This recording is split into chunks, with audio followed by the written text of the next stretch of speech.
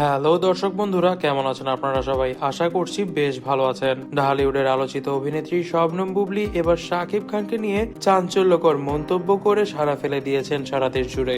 সম্প্রতি একটি ভিডিও বার্তায় তিনি শাকিবের বিরুদ্ধে কিছু গুরুত্বপূর্ণ অভিযোগ এনেছেন, যা ঢালিউড জগতে ব্যাপক বিতর্কের জন্ম দিয়েছে। বুবলি অভিযোগ করেন, শাকিব খান নতুন নায়িকাদের সিনেমা নেওয়ার আগে ব্যক্তিগতভাবে ট্রেনিং দেওয়ার নামে তাদের নিজের কাছে ডাকেন। এর পিছনে তার উদ্দেশ্য ভালো নয়। অনেক সময় নায়িকাদের অস্বস্তিকর পরিস্থিতির মুখোমুখি হতে হয়, এমনকি নায়িকাদের সঙ্গে অবৈধ শারীরিক সম্পর্ক করতে বাধ্য করে শাকিব খান। বুবলি আরো দাবি করেন, শাকিব শুধুমাত্র পেশাদারিত্বের আড়ালে ব্যক্তিগত স্বার্থ হাসিল করার চেষ্টা করেন। নতুন নায়িকাদের সিনেমায় কাজ দেওয়ার প্রতিশ্রুতি দিয়ে তিনি তাদের কাছ থেকে অন্য কিছু পাওয়ার চেষ্টা করেন। এমনকি আমার সঙ্গেও এমনটাই হয়েছে। আমি প্রথমে মডেলিং জগতে পা রেখেছিলাম, তবে ঢালিউডে আমার আসার কথাই ছিল না। তবে শাকিব খান আমাকে কাজের প্রলোভন দেখিয়ে নিজের কাছে ডেকে নেন। পরবর্তীতে কাজের ফাঁকে আমার সঙ্গে করেন অবৈধ সম্পর্ক।